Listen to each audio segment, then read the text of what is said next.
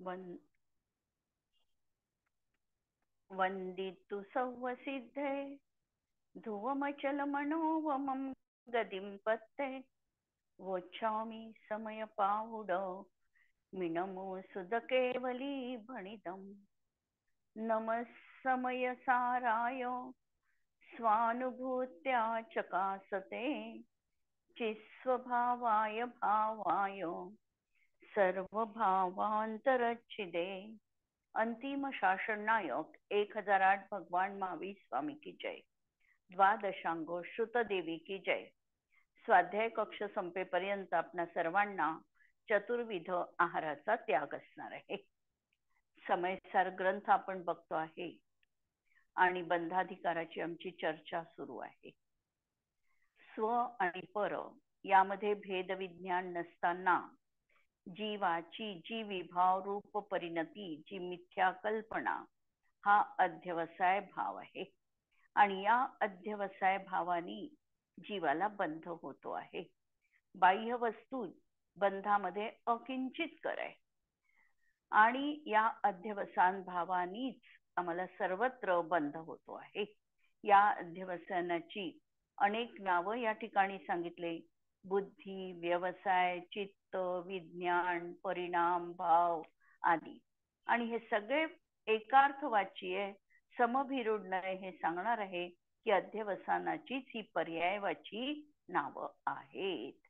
यानंतर एक महत्वाचा कलश आलेला होता की अध्यवसान भाव जे आहे हे सर्व भाव या भावांनी व्यवहाराचा संपूर्णतः निषेध केलेला आहे।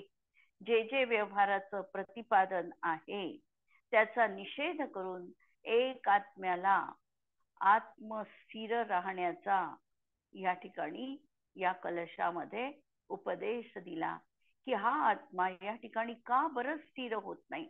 जर अध्यवसान भाव हे व्यवहार नयाचे विषय जर खोटे आहे, हे जर अभूतार्थ आहे, तर निश्चय नयाने दाखविलेल्या या अशा आत्मप्रभू मध्ये हा का स्थिर होत नाही हा आचार्यांना प्रश्न पडलेला होता।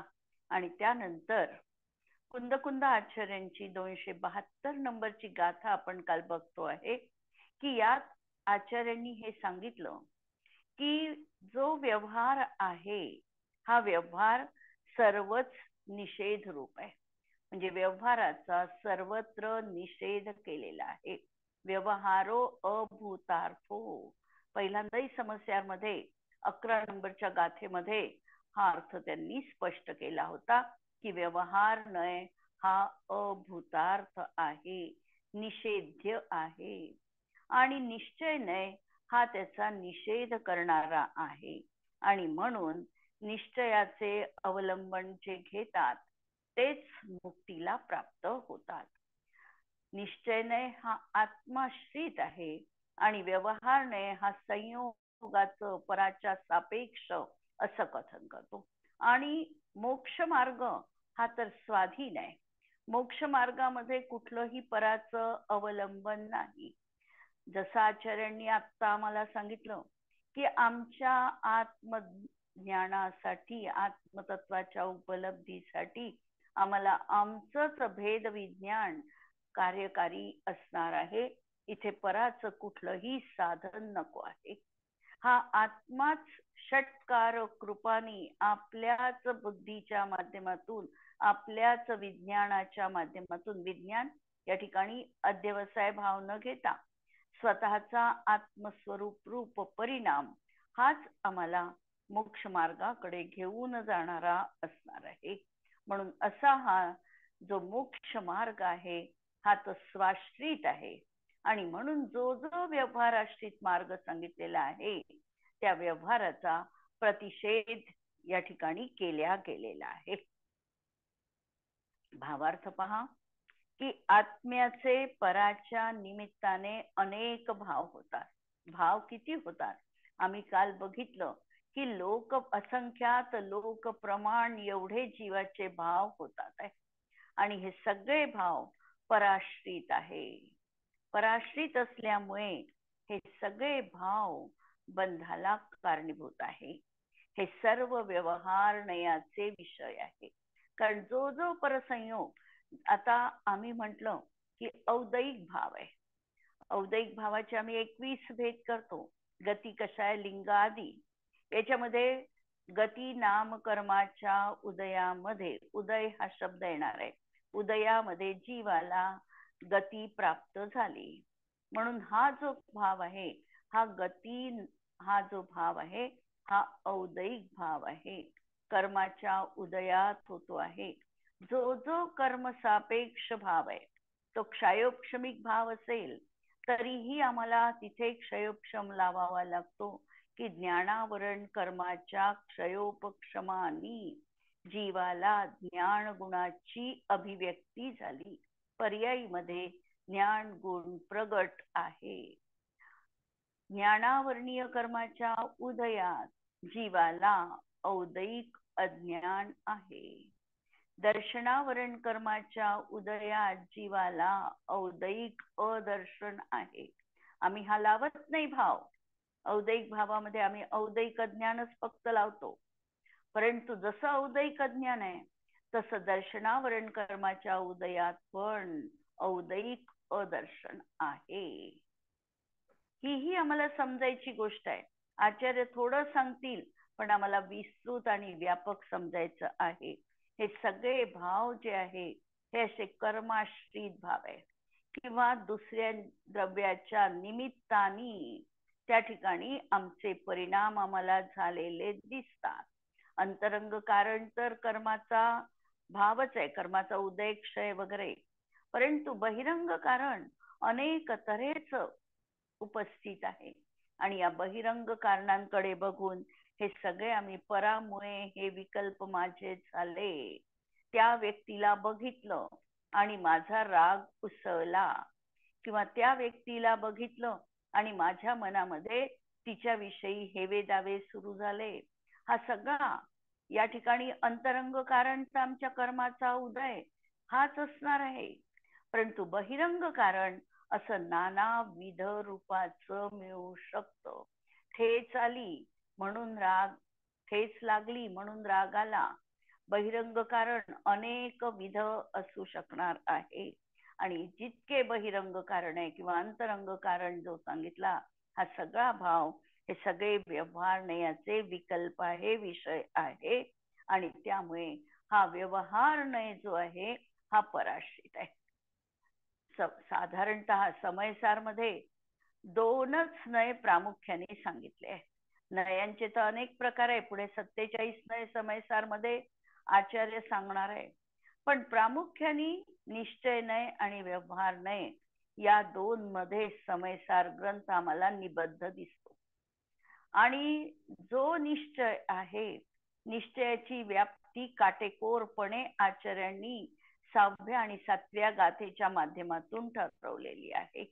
आचार्यांनी सांगितलं की जो ध्रुव, अभेद, अखंड, एक अशा आत्म्याला विषय करतो, की ज्याच्यामध्ये ज्याला पर्याय भेद देखील अभिप्रेत नाही, ज्यामध्ये गुणभेदाच्याही अतीत असं आत्मद्रव्य ज्या ठिकाणी बघितलं जातं, या सगळ्यांना गौण करून एक असा जो अखंड आत्मा आहे, त्याच्या मुख्यतेने त्याला मी म्हटलं न्यायक स्वभावी आत्मा, परमपरिणामिक भाव, की जो अनादि अनंत आहे, एकरूप आहे, ध्रुव आहे, हा जो भाव आहे हा निश्चय नयाचा विषय सांगितला.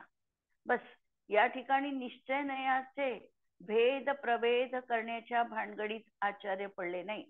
अमृतचंद्र आचार्यांनी तर भेद प्रभेद दाखविलेच नाही. जयसेन आचार्यांच्या टीकेमध्ये मात्र आम्हाला ही नय विवक्षा दिसते. पण त्यांनीही निश्चय नयाचे कुठलेही भेद केले नाही. अशुद्ध निश्चय नय भेद केला नाही. निश्चय नयाचे एक देश शुद्ध निश्चय नय, त्यांना फक्त निश्चय नय म्हटलं की त्रिकाली एक असा आत्मा दाखविणारा परमपरिणामिक शुद्ध द्रव्यार्थिक नयाचा विषय असलेला निश्चय नय हाच तिथे त्यांना अभिप्रेत आहे. आणि त्यामध्ये तो एकच तऱ्हेचा आहे. आणि जो जो काही सगळा काही विषय आहे तो खालच्या भूमिकेच्या अपेक्षित कथनचित निश्चय म्हटल्या गेला तरीही वरच्या भूमिकेतून तो सगळा व्यवहाराच्या कोटीतच येणार आहे. म्हणून निश्चय केवळ एक, आणि हे सगळे जे काही बाकीचे आहे, सद्भूत व्यवहार, असद्भूत व्यवहार, त्याला मी बघितले, थोडक्यात बघितलं. पहिले ही चर्चा विस्तृत येऊन गेलेली आहे. सद्भूत व्यवहार नयाचा विषय, असद्भूत व्यवहार नयाचा विषय, आणि समयसार मध्ये हा जो काल उपचारी असद्भूत व्यवहार नयाचा विषय सांगितला की घरदार माझं आहे, हा म्हणणं उपचरित असद्भूत व्यवहार नयाचा विषय आपण काल बघितलं. पण समयसार त्याच्या पुढे जाऊन या नयाला नया भासात टाकतो. त्या ठिकाणी असद्भुतामध्ये काय टाकलेलं आहे, तर असद्भुतात त्यांनी टाकलं बुद्धिपूर्वक राग द्वेष परिणाम. बुद्धिपूर्वक केला की उपचरित, आणि अबुद्धिपूर्वक राग द्वेषादी परिणाम जीवाचा आहे, हे म्हणणं अनुपचरित असद्भूत व्यवहार नाही. विवक्षा लक्षात घ्या. ज्या ठिकाणी सर्वत्र भेद आहे अशा दोन वस्तूंमध्ये एकत्व जे दाखविलेलं होतं त्याला आगम भाषेत उपचरित सद्भूत व्यवहार म्हटलेलं, उपचरित असद्भूत व्यवहार म्हटलं होतं. जसं घर माझं आहे, पुस्तक माझं आहे, हा उपचरित असद्भूत व्यवहार नाही. याला अध्यात्म भाषेमध्ये नया भासात टाकलेला आहे. दुसरा नय आपण लावला होता अनुपचरित असद्भूत व्यवहार नाही, शरीर माझं आहे म्हणणं. याला देखील हे दोन्ही असद्भूत व्यवहार नाही, हे नया भासामध्ये अध्यात्म ग्रंथात टाकले. मग आता असद्भुतात काय टाकलं, तर असद्भुतामध्ये बुद्धिपूर्वक रागद्वेष आणि अबुद्धिपूर्वक रागद्वेष. जिथे बुद्धिपूर्वक रागद्वेष आहे, जिथे कर्मोदयासोबत परनिमित्त पण उपस्थित आहे, जो भाव आम्हाला ज्ञात होतो तो बुद्धिपूर्वक राग हा माझ्यापासून शुद्ध दृष्टीने पृथक आहे म्हणून दोन मध्ये एकत्व दाखविलं, आणि म्हणून त्या ठिकाणी त्या नयाला उपचरित असद्भूत व्यवहार नय म्हटलं. आणि जिथे समोर वस्तू पण नाही आहे, पण आम्हाला विनाकारण आमच्या क्रोध कशाचा उदयाला, तर आम्हाला राग झालेला दिसतो, आम्हाला ज्ञात पण होत नाही कधी कधी. या ठिकाणी केवळ कर्मोदयजन्य निमित्त कारण असताना हा जो रागरूप परिणाम जीवाचा झालेला आहे, याला टाकलं अबुद्धिपूर्वक म्हटलं, आणि याला टाकलं अनुपचरित असद्भूत व्यवहार नयामध्ये. म्हणून या दोनही तऱ्हेच्या व्यवहाराचा तर आचार्यांनी निषेध केला. जेव्हा जीवाधिकारामध्ये रागादी आणि वर्णादी असे 29 भाव सांगितले, आणि सांगितलं की हे भाव जीव द्रव्य नाही, जीव तत्व नाही, तिथेच आम्हाला या भावांपासून वेगळेपणा अनुभवायला सांगितलेला आहे. तिथेच या व्यवहार नयाने त्याला जे जीवाचं म्हटलेलं आहे त्याचा निषेध केलेला आहे. आचार्य या ठिकाणी तीच गोष्ट सांगू इच्छितात की हा जो व्यवहार नयाचा विषय आहे, हा व्यवहार नयाचा विषय पराश्रित आहे, आणि म्हणून त्याचा निषेध केला गेला. सद्भूत व्यवहाराच्या बाबतीत सुद्धा अध्यात्म ग्रंथामध्ये मतिश्रुत ज्ञान म्हणजे त्याला उपाधी लावून जे केलेलं आहे, तर अध्यात्म ग्रंथामध्ये कोणत्याही तऱ्हेचा पर्यायवान हा भेदच त्यांच्या दृष्टीत अभिप्रेत नाही, आणि म्हणून याला सद्भूत व्यवहार म्हटलं, उपचरित म्हटलं मतिश्रुतपणा लावला तर. आणि केवळ ज्ञान दर्शन असं पाहिलं तर त्याला अनुपचरित सद्भूत म्हटलं. पण गुणभेद किंवा पर्याय भेद आत्मद्रव्यामध्ये नाही, आणि तरीही समजण्यासाठी भेदविवक्षेनी आम्ही तशा प्रकारची मनामध्ये कल्पना करून भेद सापेक्ष वस्तूचं कथन केलं, आणि म्हणून तो सद्भूत व्यवहार बनला आणि त्याचाही अध्यात्म ग्रंथामध्ये निषेध केला गेला आहे. म्हणून हे सगळेच्या सगळे ठोकळमानाने आम्ही 4 भेद केले 6व्या आणि 7व्या गाथेच्या माध्यमातून. या 4ही व्यवहाराचा निषेध आचरणनी केलेला आहे. म्हणून हे सर्व व्यवहारण्याचे विषय असल्यामुळे किंवा अध्यवसान भाव जे सांगितले, हाही व्यवहारण्याचा परसंयोगात होणारा जीवाचा परिणाम आहे आणि म्हणून त्याचाही निषेध आहे. म्हणून व्यवहारनय हा पराश्रित आहे आणि आत्म्याचा जो एक स्वाभाविक निर्निमित्त भाव आहे, स्वाभाविक कुणीही केलेला नाही असा हा निर्निमित्त, म्हणजे याला पराच्या साह्याची यत्किंचितही गरज नाही असा जो भाव आहे, हा निश्चय नयाचा विषय आहे. ज्ञान, दर्शन, चेतना याला कोणत्याही पराची गरज नाही. आम्ही असं नाही म्हणत की जीवाचं ज्ञान हे ज्ञानावरण कर्माच्या क्षयाने प्राप्त झालं, अपेक्षा नाही लावत. ज्ञान हा जीवाचा स्वभाव आहे, तो त्याच्याजवळ स्वतःसिद्ध रीतीने विद्यमान आहे. तो अनादिकालापासून अनंत काळापर्यंत राहणार आहे. त्याला ज्ञानासाठी कोणत्याही कर्म उपाधीची गरज नाही.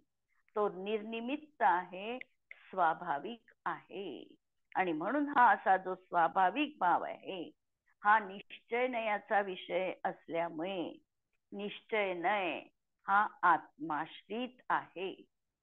अध्यवसान देखील व्यवहार नयाचा विषय आहे. अध्यवसान भाव जो सांगितला हा देखील कर्मसापेक्ष असा परिणाम आहे आणि म्हणून तोही व्यवहाराचा विषय आहे आणि त्याचा त्याग म्हणजेच व्यवहार नयाचा त्याग आहे. अशा निश्चय नयाच्या प्रधानतेने व्यवहार नयाच्या त्यागाचा उपदेश आहे. म्हणून हा व्यवहार नयाचा विषय आम्हाला सोडण्या योग्य सांगितलेला आहे, त्याच्या त्यागाचा उपदेश आहे. कारण जे निश्चय नयाच्या आश्रयाने प्रवृत्ती करतात ते मुक्त होतात. या ठिकाणी आम्हाला समजायचं आहे व्यवहार नयाचा विषय आणि व्यवहार नयाचं कथन हे दोनही पराश्रित असल्यामुळे ते सोडण्या योग्य आहे. मग आम्ही दुसरा नय बघितला, निश्चय नय, आणि आम्ही नयाचं प्रकरण बघत असताना त्या ठिकाणी आम्हाला कर्ता कर्म अधिकारामध्ये गाथा मिळालेल्या होत्या की निश्चय नयाचा देखील पक्ष सोडावा लागतो. अनुभूती जी आहे ती नयातीत आहे, तिथे निश्चय नय कार्यकारी नाही. आणि या ठिकाणी आचार्य सांगतात आहे की निश्चयाच्या आश्रयाने जे प्रवृत्ती करतात. फरक काय आहे तर त्या ठिकाणी निश्चय नयाचं कथन जे आहे, कथनामध्ये आम्हाला अडकायचं नाही. निश्चय नयानी जो दाखविलेला आत्मा आहे, म्हणजे निश्चय नयाचा जो विषय आहे त्या विषयाचं आम्हाला अवलंबन घ्यायचं आहे. जसा एखादा मुलगा त्याला आकाशातला चंद्र पाहायचा आहे, त्याची आई बोटांचा निर्देश करून तो तिकडे बघ चंद्र आहे असं सांगते. पण मुलगा जर त्या बोटाकडे बघत राहिला तर त्याला चंद्र दिसत नाही. बोटाची तिकडे डायरेक्शन आहे, त्या माध्यमातून त्यांनी जर आकाशाकडे बघितलं तर त्याला चंद्र दिसतो. याचा अर्थ ज्यानी निश्चयने असं सांगतो आहे हे समजून त्याच्याच कडे तो बघत राहिला किंवा त्यालाच ग्रहण केलं, ते शब्दच रटले तर त्याला निश्चयाची प्राप्ती होत नाही. पण त्या निश्चयनयानी जो आत्मा त्या निश्चयनयाचा वाच्य आहे, जसं उंगली न बघता मला चंद्र बघायचा आहे त्याप्रमाणे शब्द न बघता शब्दांनी दाखविलेला आत्मा त्याचं जीवाला अवलंबन घ्यायचंय आणि याला म्हणायचं निश्चयनयाचं अवलंबन घेणं. म्हणजे निश्चय नयाच्या कथनाला न बघता निश्चय नयानी दाखविलेला जो विषयभूत आत्मा आहे, या आत्म्याचं आम्हाला अवलंबन घ्यायचंय आणि याला शॉर्ट मध्ये निश्चयाचं अवलंबन घेणं असं म्हटलं आहे.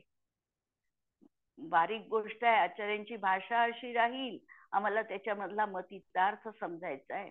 म्हणून निश्चयाच्या आश्रयाने प्रवृत्ती करतात. जर आम्ही निश्चय नयाने आत्मा शुद्ध आहे, बुद्ध आहे, एक आहे, अखंड आहे, अभेद आहे आणि या शब्द जंजाळातच आम्ही अडकून पडलो तर आम्हाला अनुभूती नाही. पण या शब्दांच्या माध्यमातून आम्ही अंतर्मुख होऊन आमच्या आत्मतत्वाचं अन्वेषण केलं आणि तिथे आम्ही समजलो की हा माझा आत्मा अशा तऱ्हेचा आहे. तर त्याला म्हणायचं त्याचं अवलंबन घेणं. आणि मग जेव्हा पर्यायीमध्ये या आत्मतत्वाची अभिव्यक्ती होईल तेव्हा जेव्हा तो त्यानंतर सविकल्प भूमिकेत येईल तेव्हा त्याला जाणवेल की अरे आचार्यांनी हा शुद्ध असा सांगितला होता, हा बुद्ध आहे म्हणण्यात असं होतं, कारण आता अनुभव घेतलेला आहे आणि म्हणून अनुभवांती त्याचा विषय तो अत्यंत पक्का होणार आहे, तो अविस्मरणीय असणार आहे, तो त्याच्या अनुभूतीला कधीही विसरणार नाही. अशा तऱ्हेचा हा भाव या ठिकाणी पकडायचा आहे. गाथा आम्हाला अगदी साधी वाटते, पण याच्यामध्ये जे काही दडलेलं आहे ते आम्हाला नवनीत प्राप्त करायचं आहे. म्हणून सद्भूत असद्भूत व्यवहाराचा विषय हा असत आहे आणि हे आहे. म्हणून ज्ञानींचा जो काही आमचा हा असा निश्चयला घेऊन असणारा जो विषय आहे तो आम्हाला ग्रहण करायचा आहे. म्हणून निश्चयाच्या आश्रयाने प्रवृत्ती करतात ते मुक्त होतात आणि जे केवळ व्यवहार नयाच्या आश्रयाने प्रवृत्ती करतात ते कर्मापासून मुळीही मुक्त होत नाही. आणि जे व्यवहार करत राहतात केवळ निश्चय अवलंबून, निश्चय ज्ञातच नाही. आणि आधी ज्याप्रमाणे गाथेमध्ये सांगितलेलं आहे की निश्चय आणि व्यवहार या दोहोंनाही आम्हाला योग्य तऱ्हेने समजावं लागेल. जर आम्ही निश्चय नयाचा विषय समजलो नाही तर आम्हाला वस्तुतत्वाची प्राप्ती होऊ शकत नाही. वस्तुतत्व काय आहे ते समजू शकत नाही. आणि जर आम्ही व्यवहार नयाचा पक्ष सोडून दिला तर तीर्थ प्रवृत्तीचा लोप होईल, उपदेश परंपरा खंडित होईल. म्हणून पहिल्या भूमिकेत व्यवहार नय हा अनुसर्तव्य म्हणजे सांगण्यायोग्य आहे पण अनुसरण करण्यायोग्य नाही. कथन तर होणार आहे व्यवहार नयानी, पण कथन होत असताना त्या कथनातून जो गाभा आहे ते सार आहे हे आम्हाला ग्रहण करता आलं पाहिजे.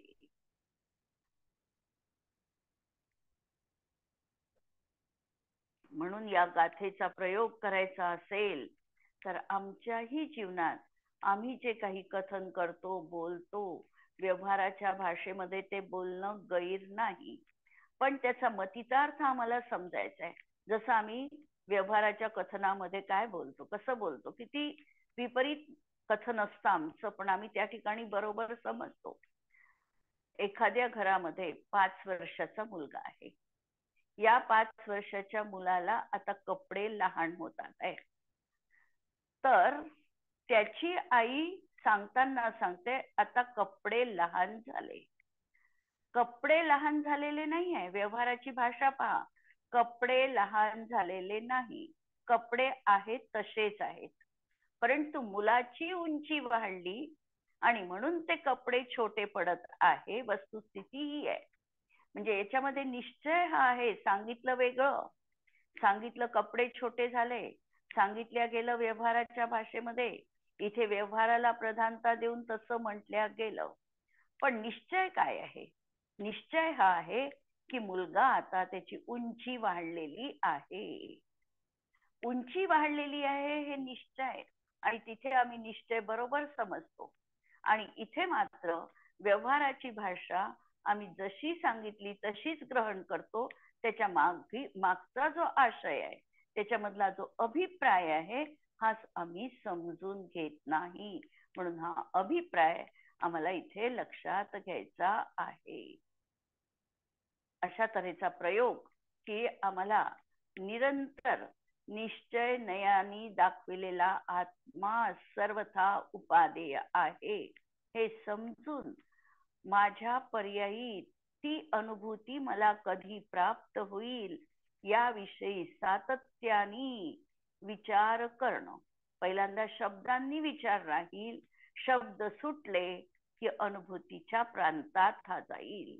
तिथपर्यंत हा असा प्रयोग आमच्या जीवनात आम्हाला करायचा आहे. त्यानंतर पुढची गाथा पहा, 273 नंबरची.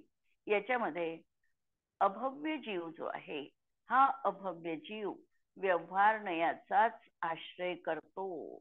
कसा काय करतो याचं उत्तर आचार्यांनी दिलेलं आहे. अभव्य कुणाला म्हटलं जातं? तर ज्याच्या पर्यायीमध्ये कधीही सम्यक दर्शन प्राप्त होण्याची ज्याची योग्यताच असणार नाही, त्याला अभव्य म्हटलं जातं. अभव्यासाठी आगमामध्ये उदाहरण आलेलं आहे घट्टू मुगाचं. मूग ते कितीही पाण्यात टाकले, शिजवले तरी काही मूग शिजत नाही. त्याप्रमाणे हे अभव्य जीव यांना निश्चय नयाचा विषय कधी पचनी पडतच नाही. हे व्यवहाराच्या भूमिकेमध्येच अडकून असतात आणि व्यवहार करता करताच आम्हाला मुक्तीची प्राप्ती होईल अशा विपरीत मान्यतेमध्ये ते जगत असतात. आणि निश्चय समजून घेण्यासाठी त्यांचा कधी पुरुषार्थ पण चालत नाही. असे जे जीव आहे, अभव्य जीव, हे व्यवहार नयाचा आश्रय घेतात, परंतु शेवटी अंततोगत्वा त्यांचं पहिलंच गुणस्थान कधी बदलू शकत नाही. अभव्य आहे तो कधीही वरच्या भूमिकेत पहिलं गुणस्थान त्याचं संपत नाही. म्हणून अभव्यासाठी पहिल्या गुणस्थानाचा काल अनादी अनंत सांगितलेला आहे. पहिल्या गुणस्थानाचा कालावधी गुणस्थानाच्या प्रकरणामध्ये जेव्हा आम्ही अभ्यासतो त्यावेळेला वेगवेगळे कालावधी सांगितलेले आहे. अभव्यासाठी तो कालावधी सांगितलेला आहे अनादी अनंत, म्हणजे तो अनंत काळापर्यंत त्या मिथ्यात्व गुणस्थानातच राहणार आहे. जसे कित्येक निगोदी जीव हे असे आहे की त्या ठिकाणी त्यांना निगोद पर्याय कधी सोडताच येत नाही. नित्य निगोदी जीव ते असतात आणि त्यामध्ये काही जीव तर भव्य असतील पण काही अभव्य पण असू शकतात. तर त्यासाठी हे अभव्य जीव केवळ व्यवहारालाच त्या ठिकाणी यथार्थ मानून बसतात. निश्चय काय आहे याची त्यांना कधीही जाणीव नसते आणि म्हणून ते व्यवहाराच्या आश्रयाने निरंतर संसारामध्येच परिभ्रमण करतात. गाथा 273 नंबरची. वदसमिति गुत्यो शीलतवं जिनवरे हि पण्णत्तं कुव्वन्तो वि अभवो अण्णानि मिच्छदिठ्ठीदु. जिनवरेहिं पण्णन्तं, जिनेंद्र भगवंतांनी सांगितलेलं. प्रत्येक वेळेला आचार्य जरी त्या गाथा लिहितात आहे तरी दुहाई देतात आहे ते त्रिकालवर्ती अरहंत प्रभूंच्या दिव्य ध्वनीची. ही गोष्ट मी माझी नाही सांगत आहे, ही मला परंपरेनी गणधरांपासून तीर्थंकरांपासून आचार्यांपासून मला ही प्राप्त झालेली आहे आणि त्यांची वाणी मी केवळ या ठिकाणी सांगत आहे. म्हणून जिनवरांनी सांगितलेली वद समिती गुत्यो, व्रत समिती आणि गुप्ती, शील तव, शील आणि तप, असं कुवंतोपी करत असूनही अभव्य जीव अण्णानी मिच्छादिठ्ठीहू, अज्ञानी आणि अतयेव मिथ्या दृष्टीच असतो. शील तपाने परिपूर्ण, 3 गुप्ती 5 समितीनी संयुक्त. अर्थात ही त्याची जरी महाव्रत त्या ठिकाणी म्हटल्या गेली तरी ती उपचाराने महाव्रत म्हटली.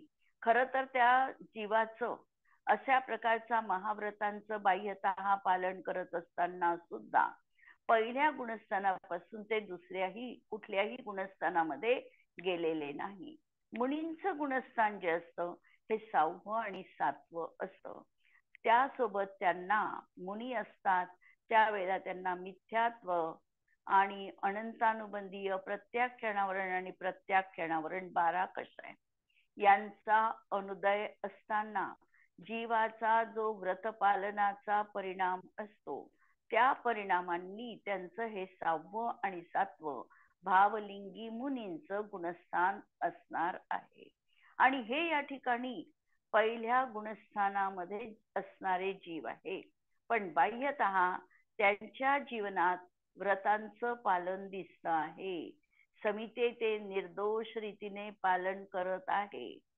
3 गुप्ती व्यवहार गुप्तीच्या माध्यमातून, निश्चय गुप्ती तर त्यांना कळलेल्या नाही, कारण या सगळ्यांचं निश्चय आणि व्यवहार अशा तऱ्हेने हे भेद प्रकार आहे.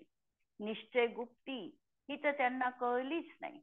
व्यवहार गुप्ती, काय गुप्ती, कायला स्थिर करणं, मनामध्ये अशुभ विचार न येणं आणि वचनाने अशुभ वाणी न बोलणं, सत्यवाणी बोलणं, याला व्यवहार गुप्तीमध्येच ते अजूनही त्याच भूमिकेत आहेत. म्हणून अशा प्रकारच्या त्या गुप्तींचं ते पालन करतात. शील, शील कशाला म्हटल्या जाते तर अनुव्रतांसोबत 4 शिक्षा व्रत आणि 3 गुणव्रतांचं याला शील सप्तक म्हटल्या जातं. तर या शील सप्तकांचं आणि तपांचं, तप 12 प्रकारचं तप, अनशनादी 6 बहिरंग तप आणि प्रायश्चित्त विनय आदी 6 प्रकारचं अंतरंग तप. आणि हे पाळण्यामध्ये कुठेही ते कमतरता नाही आहे. काटेकोरपणे पाळतात आहे. पण असं असूनही मिथ्यात्वाची पहिलीच पार्श्वभूमी संपलेली नाही. सगळी विपरीत मान्यता जीवनात आहे आणि म्हणून हा जीव अज्ञानीच आहे, मिथ्या दृष्टीच म्हटल्या जातो. यावर आपण उद्याला अजून पाहू.